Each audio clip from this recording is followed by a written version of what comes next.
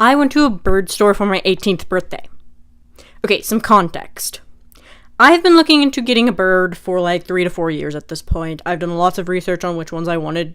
Even more context, I went to see the different types of birds that I wanted to get at the bird store. I haven't gotten a bird yet. So, back to the story. I'm just going to tell you the parts that I find really interesting or I remember were funny because those are the best parts. So, I gave everyone a choice on my birthday if they wanted to come or not. No one wanted to come but my mom and my grandma, which was completely okay. I kind of figured that was going to happen.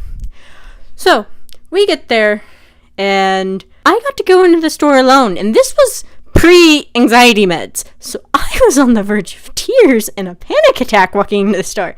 Side story, I walked in thinking it was going to be on the ground level. It wasn't. It was upstairs. I had never been in a store that was upstairs before. Why? What? How? I don't understand, but it was amazing. I got to walk upstairs to go to the bird store. So, I walk in and I start wandering around because the lady that was there, we're going to call her the braid girl because she had her hair in a braid. I was talking to another customer, so I just started walking around, which was fine. I went to where all the birds were being kept, and it was, like, so cute. All of them. They even had some boarding ones, and they had this really weird cockatoo that's feathers on top of its head, looked like shaved plastic. I don't know how else to describe it. It was really cool. It made the weirdest sound and it hopped. I never seen a bird hop like that before. Afterwards, the woman comes up and starts talking to me. We start talking about the different types of birds I was interested in, and she, was like, oh, we have some of those one types of birds, the one I was most interested in. And she's like, oh, we have a few of them. They're over here in the little crib. There's a crib filled with little birds who haven't even gotten their feathers yet. And she picks up 3 of them. And she's like, here, you can hold them. I'm like, oh my god. And she starts telling me all about them and whatnot. She mentioned one called a black cap. I've never heard of that mutation before. Side note, for information people who don't know a lot about birds, a mutation is just the coloration of the bird. She's like, oh yeah, you've never seen one before? I'm like, no, I've never seen one of that mutation before. She's like, oh, I can go grab you one. We have a little slightly older one. He has all of his feathers. He's really pretty. I think you might like him. I'm like, okay. She brings me, it's not quite fully grown. It's a little bit smaller than normal size. So she brings it out and I immediately fall in love. Yes, please. That is the one for me. It is this rich green color with red at the beginning of its wings, and it just has this awesome crocodile-like pattern on its neck. I'll have to add a picture in here or at the end of the video. Basically, it was beautiful, and I was like, yes, I want that one. I cannot get one yet. I still haven't gotten one yet.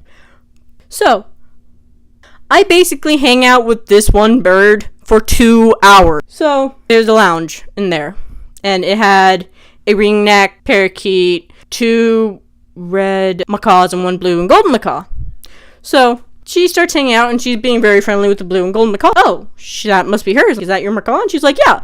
And I'm like, can I hold it? And she's like, yeah, absolutely. You don't want to do, like, the one finger like you do with most birds. You're going to want to give them all of your fingers. And I'm like, okay. And she's like, here, yeah, hold it. And she puts it up to me, and I'm holding my hand out, and it puts its beak around my finger, and I'm like, for the love of God, please don't bite me. Please don't bite me. Again, pre-anxiety meds. I thought I was about to lose a finger. No, he just poked me with his tongue and Gus stepped up. And then immediately tried to get onto my shoulder, and the woman was like, don't let him up on your shoulder. You gotta hold your arm really close to your body so he doesn't step up onto your shoulder. And I'm like, okay. And I'm like, okay, you can have it back now because I'm scared of it. So, I'm so glad I asked to hold that macaw when I did, because not 5 minutes later, she turns her back on one of the red macaws. Apparently that macaw really didn't like her, and it decided to jump on her back and try to bite her. She just doubled over. She was completely calm. The girl with the braids ran in, grabbed the macaw, and ran into the back to put it in its cage. And I'm like, oh my god, are you okay? And she's like, yeah, I'm fine. It just nipped me.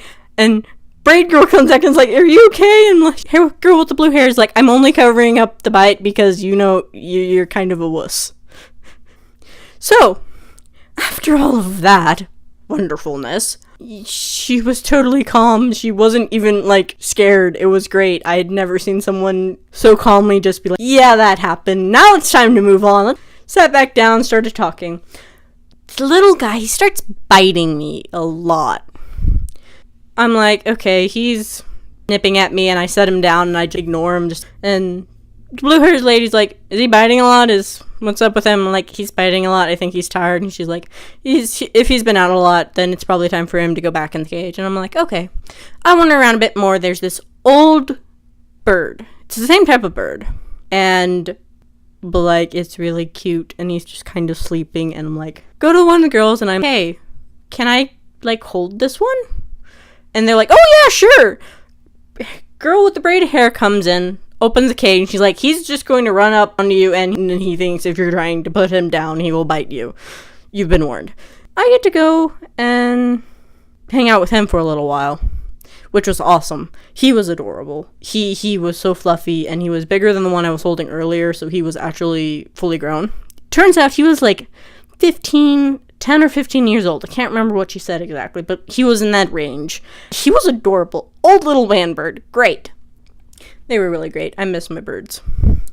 So, after all of that, I'm like really, really trying not to just put down the money to get one. Adopt, don't shop, people. Adopt, don't shop.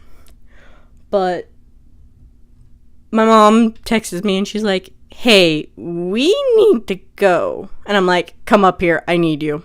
She comes up. I'm chilling with the older bird again.